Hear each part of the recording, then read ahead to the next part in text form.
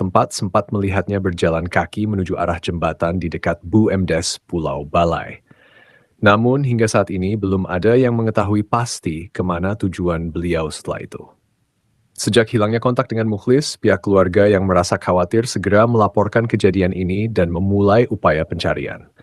Dengan bantuan anggota Polsek, Koramil, serta warga setempat, pencarian telah dilakukan di wilayah Kecamatan Pulau Banyak dan Pulau Banyak Barat. Meskipun begitu, hingga berita ini diturunkan, pencarian tersebut masih belum membuahkan hasil yang pasti. Saat ini, keberadaan Mukhlis masih belum diketahui dan pihak keluarga serta masyarakat terus berharap agar beliau segera ditemukan dalam keadaan selamat. Upaya pencarian oleh pihak keluarga, warga, serta personel Polsek dan Koramil Pulau Banyak terus dilakukan hingga mendapatkan titik terang. Dari Kabupaten Aceh Singkil, Provinsi Aceh untuk media Singkil Video, Muhammad Studi melaporkan.